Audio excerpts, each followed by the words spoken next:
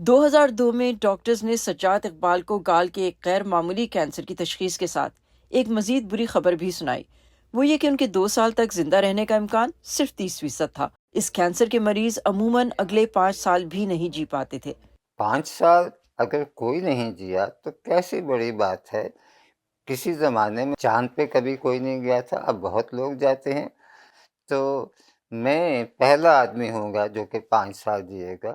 Cancer کے آگے ہتھیار ڈال لینے کے بجائے ڈاکٹر سجاد نے اپنے مطالعے کا دائرہ وسیع کیا اور اس سے ملتے جلتے بریسٹ کینسر، ڈکٹل کارسینوما، سر اور گردن کے تمام کینسرز اور بریسٹ کینسر پر نئی ریسرچ کو پڑھنا شروع کیا۔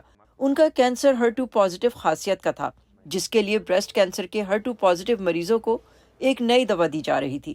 انہیں متاثر کرنے والے کینسر پر اس دوا کی کوئی اسٹڈی موجود نہ ہونے کے باعث ڈاکٹر سجاد اقبال کو یہ مخصوص دوا دینے پر راضی نہ تھے۔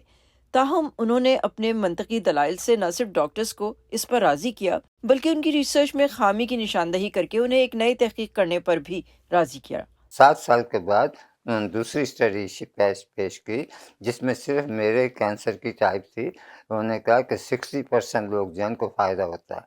پھر جب 2009 میں ان کا کینسر پھیپھڑوں میں لوٹا تو وہ انڈوسکوپک یعنی ٹیوب کے ذریعے سرجری کرانا چاہتے تھے۔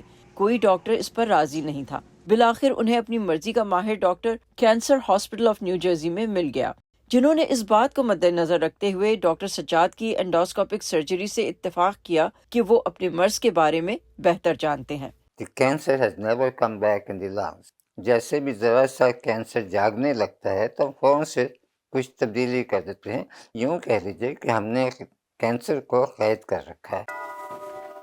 وہ کہتے ہیں سب سے بڑی غلطی جو کینسر کے مریض کرتے ہیں کہ وہ لفظ کینسر سنتے ہی خود کو آدھا مرا ہوا تصور کرنے لگتے ہیں، جبکہ کینسر سے لڑنے کے لیے امید بہت ضروری ہے اور آپ کو خود اپنا سب سے بڑا وکیل بننا پڑے گا۔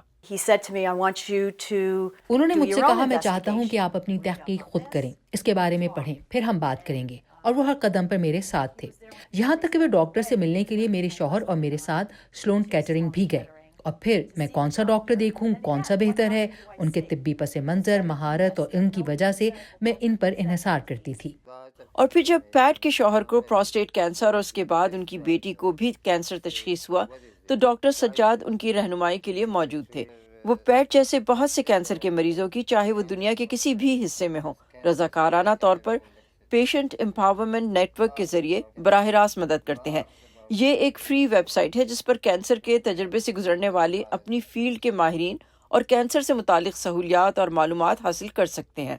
سجاد پنجابی میں اس کو گانے سناتے ہیں۔ وہ کینسر کے ساتھ فیملی سپورٹ کو بھی اہم مانتے ہیں۔ کیمو تھراپی کرانے کے لیے خود اکیلے جاتے ہیں اور ڈرتے نہیں ہیں کوئی اسٹیپ لینے سے کہ کوئی بھی سرجری کروانا ہے۔ اس طرح کی اگر آپ کی پرسنالٹی ہو تو آسان ہو جاتا ہے آپ کے لیے۔ اور فیملی کا یہ کہ ان کو مطلب پیار محبت ان کے کا خیال رکھنا۔ چند برس پہلے ڈاکٹر سجاد اس وقت خبروں کا حصہ بنے جب 9000 میل کا سفر طے کر کے نیوزی لینڈ سے ایک ایسی مریضہ ان سے ملنے آئی جنہیں ڈاکٹروں نے زندہ رہنے کے لیے صرف 6 ماہ دیے تھے، لیکن ڈاکٹر سجاد کی رہنمائی کی مدد سے آج وہ کینسر فری ہیں۔ دوسروں کو امید دینے والے ڈاکٹر سجاد اپنے بچوں اور ان کے بچوں کے ساتھ ایک بھرپور زندگی گزار رہے ہیں اور کینسر کے ساتھ ان کی جنگ جاری ہے، جسے انہوں نے اپنی کتاب سوئمنگ اپ اسٹریم میں قلم بند کیا ہے۔ کتاب مشکل حالات سے گزرنے والے بہت سو کو امید اور ایک مختلف نظریہ دیتی ہے۔ Safa Shah Khan, voice of America, Richwood, New Jersey.